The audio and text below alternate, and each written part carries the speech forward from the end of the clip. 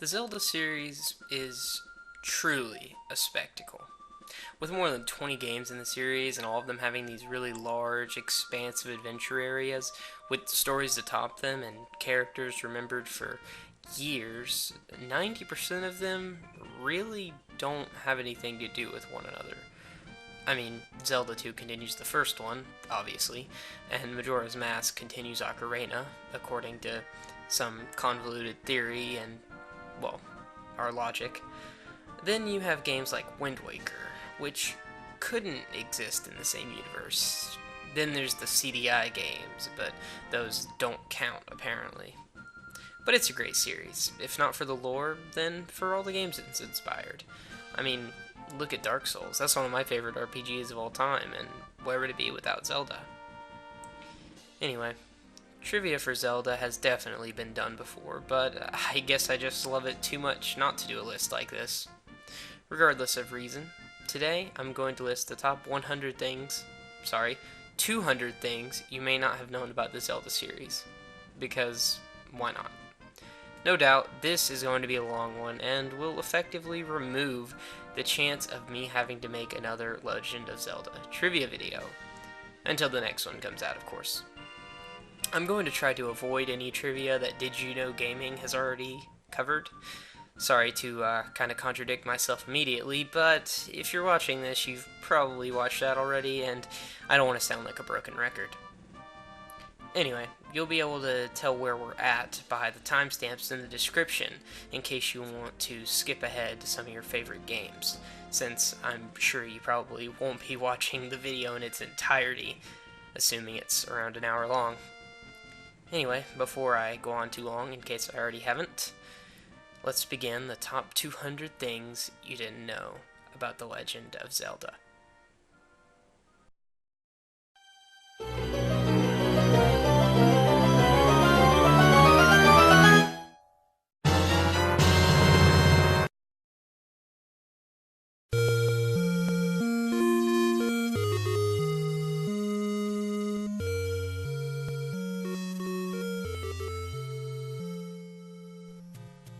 If you put together every dungeon map, you would have a completely even grid. Whether this was intentional or not, it saves space on the cartridge and looks pretty damn cool either way. This game was originally going to be Nintendo's response to the popular Atari game titled Adventure. The dungeon that everyone loves to say is a swastika, 3-1, is actually not for a couple reasons. One, it's facing the wrong way, and two, it's a symbol for Buddhism, a manji. Ironically, it's a symbol for good fortune instead. At one point in development, they had it to where the wise sage would ask you if you wanted the sword or the boomerang, rather than just giving you a sword. I guess they realized, who the hell wants a boomerang over a sword that can shoot swords? You can open the first dungeon door by simply walking out of the dungeon and walking back in. You get to keep the extra key, too. The sprite for rupees was actually directly ripped from the game Clu Clu Land, which used it for gold ingots instead. In one of the wise sage quotes, 10th enemy drops the bomb. It took Americans years to figure out what this meant, but they eventually concluded that if you kill 9 enemies without taking a hit, then kill the 10th with a bomb, you get a bomb. The English manual to this game gets a few things wrong, but they aren't too big. The biggest one is probably fighting Dig Dogger. It says that he shrivels up when attacked, when actually you have to use the recorder and then attack him. Each of the different dungeons are all named after the shape of the dungeon itself. There's one that resembles an eagle, another a lion, and one is actually based on the moon. The recorder uses the exact same sound as the warp whistle from Mario 3. And yes, Zelda did come first. In an interview with Miyamoto, he revealed that at the start of The Legend of Zelda's development, the pieces of the Triforce were to be electronic chips, and the game was supposed to be in the past and future. As Link was the link between the both of them, that's where he gets his name from. It is possible, yet difficult, to make it to the final boss without a sword, but once you reach Ganon, unfortunately, you have to have the sword to do any damage. The only reason the second quest was even made is because of cartridge capacity. See, in the good old days, Nintendo hated to have leftover cartridge space, so they filled it up with even more dungeons. The start screen almost didn't have the legendary track it does in the final version. The plan was to use Bolero, a piece by Maurice Ravel. Great song, don't get me wrong, but fortunately it was still copyrighted, which led to Koji Kondo making the now worldwide famous Legend of Zelda theme. According to Hyrule Historia, a book made by Nintendo to discuss the fucked up lore of the series, and to celebrate its 25th anniversary, The Legend of Zelda takes place in a universe where adult Link from Ocarina of Time was killed by Ganondorf. This means the world is barren, and only monsters roam the land. Little to no humans remain. It's even rumored that the entrance to the first temple, a dried up tree, is the long since dead Great Deku Tree.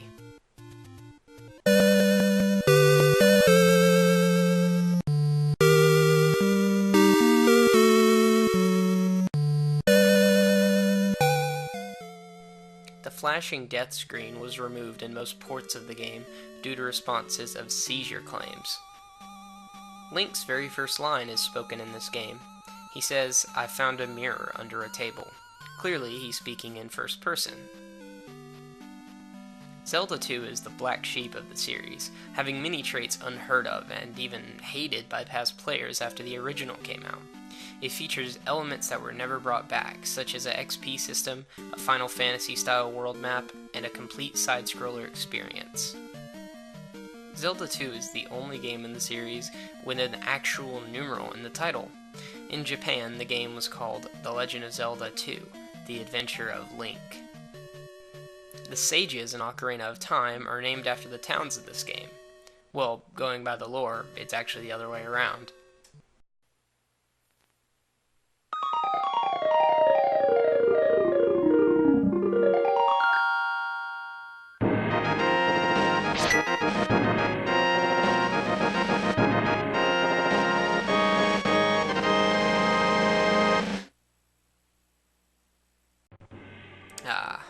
Gotta love that badass Link to the Past intro. Anyway, the catfish in the Swamp of Ill Omen that gives Link the Earthquake Medallion is based on a catfish from 18th century Japanese folklore. Namazu, a catfish that would wiggle its body in the water and bring chaos and destruction, was pinned in his prison of stones, similar to how he is in the actual game. In the Western release's instruction manual, Ganondorf is given the last name Dragmire. This was a result of Nintendo of America's translation team wanting to make their own contribution to the story. It's possible to deflect Aghanim's projectiles using the bug-catching net. Many use it instead, seeing as how it has a larger range, supposedly. The Great Aghanim, defeated, essentially, by a thing that catches butterflies.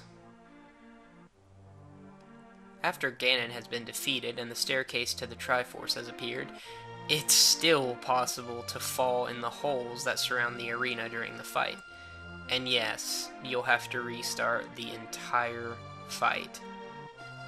In the Swamp of Evil, there are 3 enemies that don't load properly, making them invisible.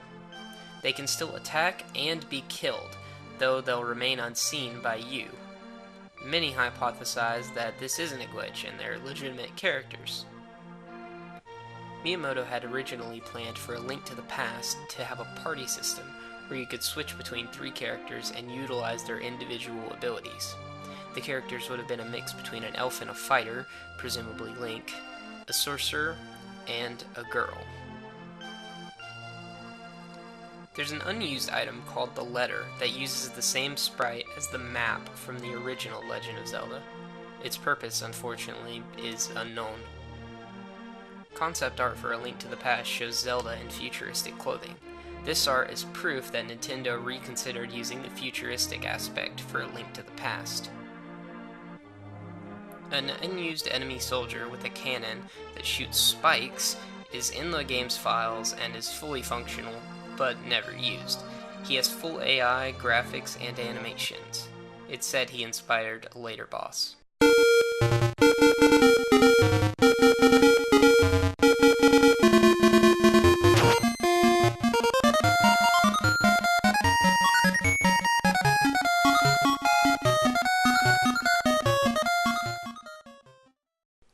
Princess Zelda is not featured at all in Link's Awakening, though she is mentioned to by Link. In the first shop, Link can steal an item and sneak it past the shopkeeper and get it for free. Your name will be changed to Thief if you do this, and when you return to the shopkeeper will kill you with a giant beam, calling it the ultimate price for some reason.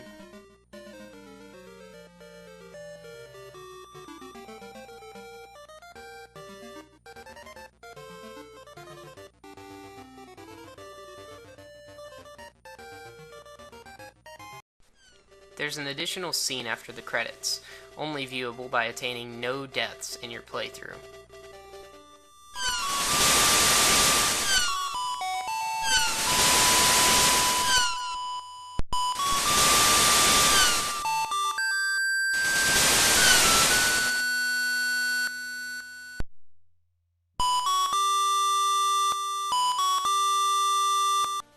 It is very possible to complete Link's Awakening without ever acquiring the bow. Some don't even acknowledge it. Doing so requires that you get the boomerang, however. If you equip the bow and the bomb, then press the bow and bomb button at the same time, you'll shoot an arrow with a bomb attached. It's unknown if this is a glitch or not, as it's never been confirmed nor denied by the developers. The Color Dungeon in the Director's Cut re-release is the only location in the game where green rupees are found. For some reason, they're worth 5 rupees each, while blue ones are only worth 1, a flip-flop. When you hit a cucko, Marin gets angry at you, but if you hit one too many times, Marin will change her attitude and tell you to keep attacking it. These are clinically proven traits of a psychopath. In the German version of the game, entering Link's name as Moyse will change the background music. The code refers to Claude Moyse, a famous German translator. Richard is likely based on the main character for the game For the Frog the Bell Tolls. This is evident in his home. The music that plays is a remixed version of the main theme from his game, and the frogs hopping around his villa are a reference to the gameplay in said game. There's an enemy titled Anti-Kirby, and what do you know? He's based off of Kirby. Mr. Wright is based on an advisor in the original SimCity who had identical hair, glasses, and, well, the name. The theme that plays in his house is also the same one. In issues 44 and 48 of Nintendo Power, there are early screenshots from a pre-release copy of Link's Awakening, showing that the wind marimba was originally a pair of cymbals. Mr. Wright shows Link a picture of Princess Peach sent to him unknowingly by the goat in Animal Village. The scene makes fun of long-distance relationships involving male and female. The goat is lying about who she really is.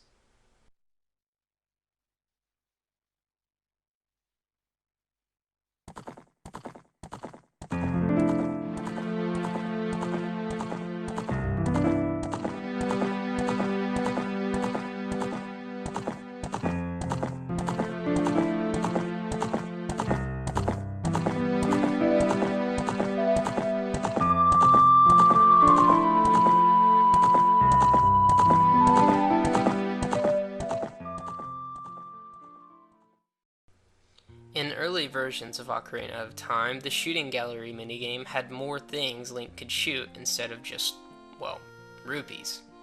Footage shows Link shooting bombs and other targets, which unfortunately didn't make it into the final cut of the game.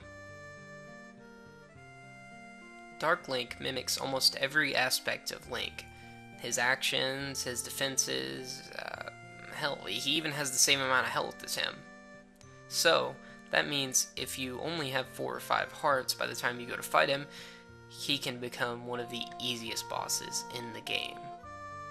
According to an interview with Miyamoto while the game was still in development, Navi was originally intended to have romantic feelings for Link and was even jealous of Princess Zelda. Though it seems these details were left out of the final game, I don't know about you, but it sounds like a pretty bad fan fiction to me. The owl that follows Link around everywhere, yes, everywhere, throughout his quest is actually the light sage Rauru, who's taking the embodiment and shape of an owl. I guess Rauru, god of long speeches about exposition and tutorials, just doesn't sound as cool, huh? Epona actually began as an idea discussed during development of Super Mario 64. While never included in the game, the developers knew they would need a horse for Ocarina of Time and planned it from the very beginning. It's funny how you can't even imagine Mario riding a horse, but Mario riding a dinosaur with orange boots is way more normal. A glitch called the Wrong Warp glitch can be used to teleport players from the Deku Tree basement to Ganon's tower, as well as several other locations. This game is one of the game-breaking ones that speedrunners love to use.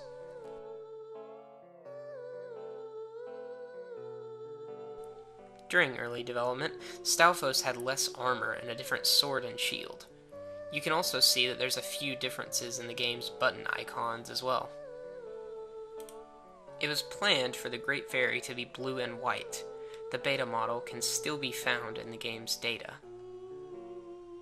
The bassline for the Song of Storms sounds very similar to the bassline from the castle theme from Super Mario World 2. Link was originally able to ride Epona into Hyrule Castle Town. This can be seen in various pre-release builds. Why it got taken out really isn't known. Changing tunics and using certain items while next to a Garuda warrior can alter the color of the warrior's clothing to match a color value of an item currently equipped to Link. As you may have seen earlier, when the game was in later beta stages, the buttons had different functions compared to the final release. The A and B buttons were swapped. It is possible to use an empty bottle to reflect Ganondorf's magic blasts back at him. Like the bug catching net, there are certain advantages to using it. It has a slightly wider swipe, just like the net.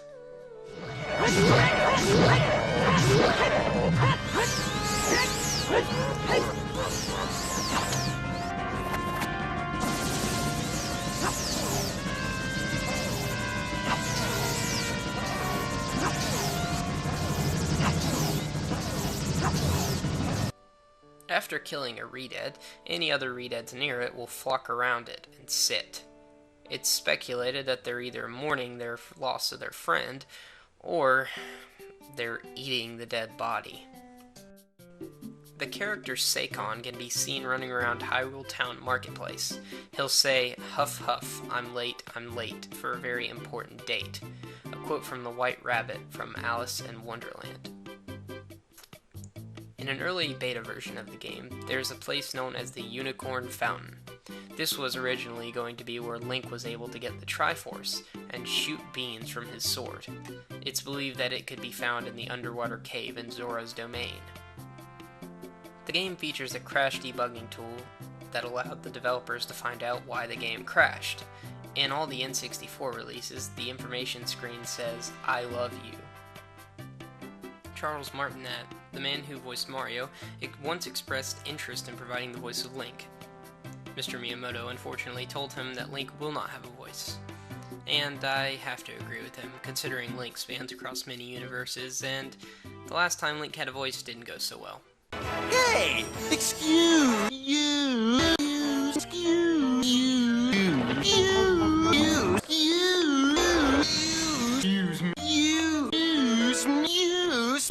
Excuse me, princess! Gee, it sure is boring around here. I'm deeply sorry about that.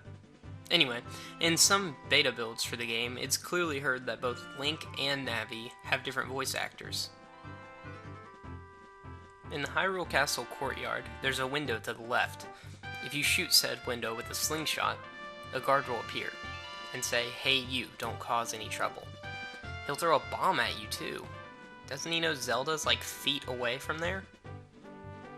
In the Master Quest version of the game, you should have an extra key by the time you get to the end of the Water Temple. Thankfully, this was fixed in the 3DS version, but it caused much fan speculation that there may be some sort of hidden room in the Water Temple in the Master Quest version. Unfortunately, no developer has ever fessed up to any such thing, and it's just generally been accepted as a developer mess-up. There's actually a time paradox in this game. According to Guru Guru in Kakario Village, you play the Song of Storms as a child to speed up the windmill. Yet, Link is taught the song by Guru Guru as an adult, which causes confusion over who actually made the song. The water medallion was actually meant to be the ice medallion. Proof can be found during the Sorceress Sisters fight with Kotake and Kume. Kotake has the fire symbol medallion, and Kume has the ice, which has the same design as the water medallion. In Link's house, there's a picture showing him fighting a monster along with a fairy. Due to the fact that it looks like a dinosaur, fans speculate that it's King Dodongo.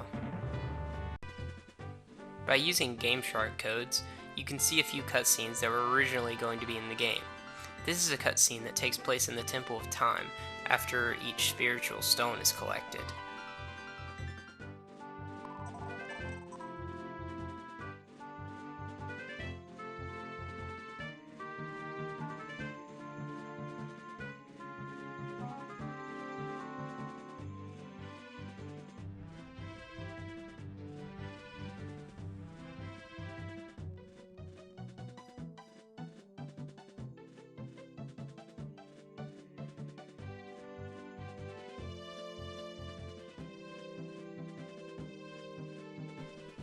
In some early versions of the game, red blood can be seen on multiple occasions, one of which being when Ganon coughs it up.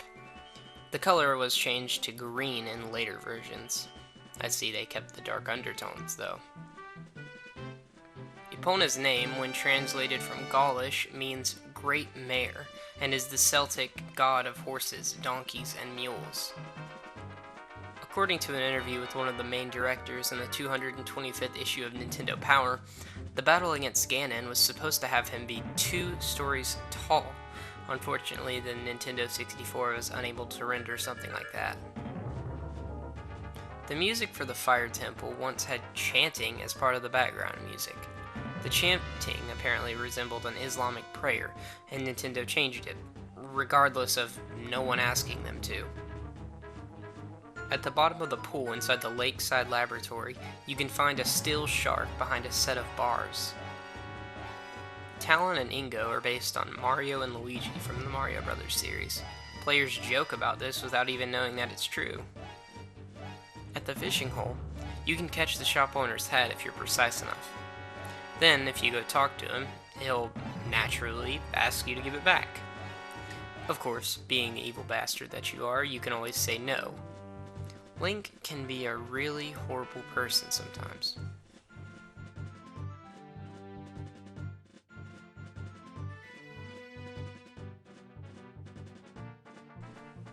After gathering the 3 spiritual stones and getting the Ocarina of Time, if you go to the back alley in Hyrule Castle Town, you'll find a wounded soldier. If you talk to him, he'll basically tell you exposition, and then falls silent. Then, if you try to interact with him once more, it'll say, he's not moving anymore.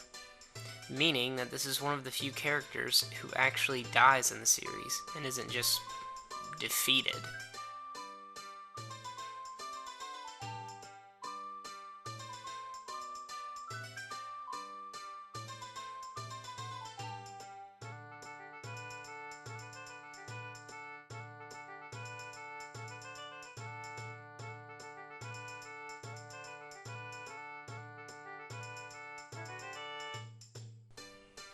The Iron Knuckles are actually Gerudo thieves just in armor. Removing the chest plate reveals a feminine figure, and all Gerudo are female anyway. After cutting down a sign with your sword, you can play Zelda's Lullaby near the sign to repair it. Once the song's finished, the sign will miraculously heal itself.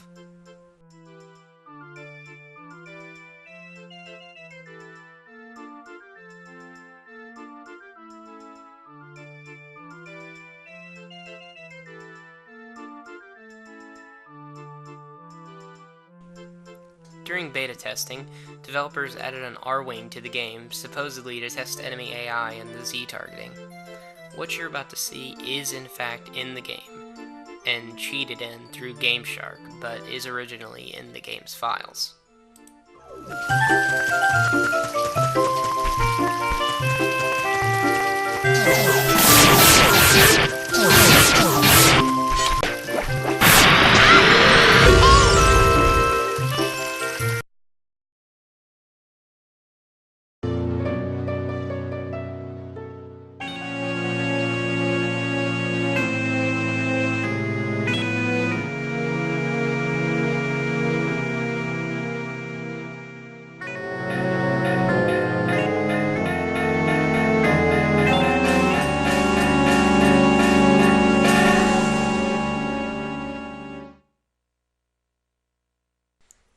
The Stone of Agony and the Goron's Bracelet, incidentally, both carry over to Majora's Mask. Their effects can still be used, but you can't see them in your inventory or on Link's wrist. Seikon is the first NPC who can be brutally murdered by Link. If you hit the bomb bag he steals with an arrow, hookshot, or bomb, it will explode, killing Seikon. I suppose Link's been playing too much Dark Souls. The flow of time in the first 3-day cycle as Deku scrubbed Link is 1.66 times faster than normal. It's possible that the character of the Happy Mask Salesman is based on Miyamoto. The mask representing Mario that he carries could be a reference, since Miyamoto created the Mario series. Their smiles are similar as well. And how else does he know all this about the masks? It's a curious thing. Very rarely, Majora's Incarnation, the final boss, sometimes hums the melody to the Death Mountain dungeon from the first Legend of Zelda. After Kafei gives Link the Pendant of Memories, he tells Link to keep it a secret to everybody, a reference to the quote from the original Legend of Zelda.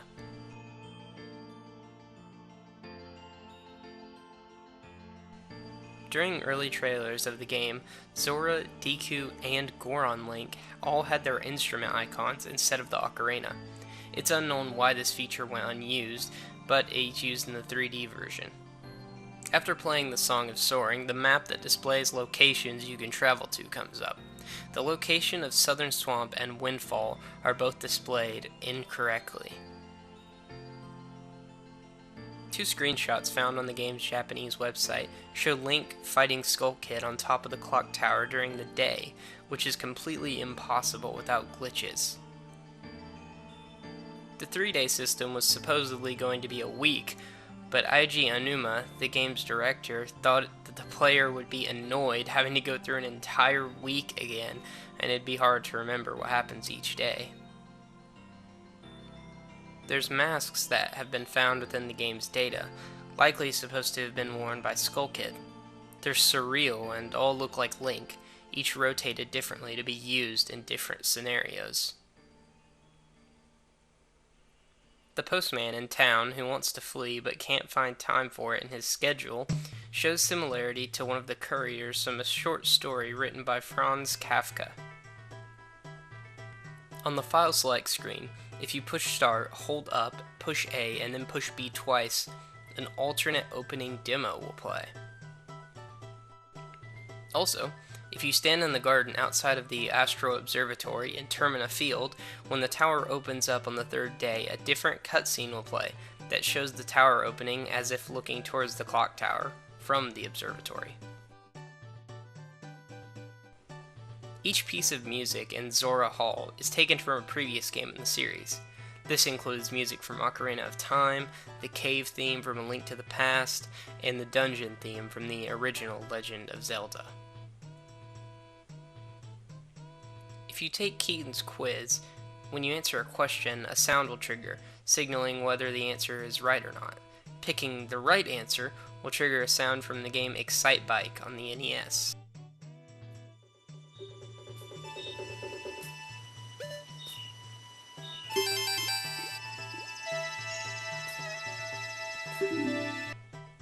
Through action replay, it is possible to use Sun Song from Ocarina of Time. Sun Song fast forwards time to the next day, if you could remember. This, however, creates one of the most terrifying scenes I've ever seen in a Zelda game. Beware.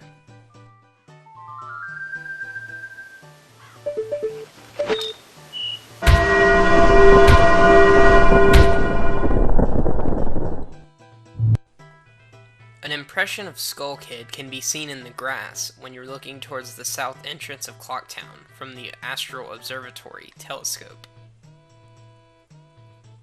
For some reason, in the Magic Hag's potion shop, Kotake is standing on a box of lemons in order to reach over the counter. Can't she fly, or what? Majora's Mask was planned for release on the iQ player, which was basically the Chinese version of the N64. It's theorized that the game's dark undertones and imagery were deemed too violent to pass Chinese censorship laws. The instruction booklet mentions Termina as some sort of paralleled version of Hyrule. All 4 dungeons relate to the bow and arrow. Woodfall Temple features the bow itself, Snowhead has the fire arrows, Great Bay has the ice arrows, and Stone Temple has the light arrows. And unfortunately, that's all there is for now. Be sure to check back soon for part 2, which features Twilight Princess, Skyward Sword, and more.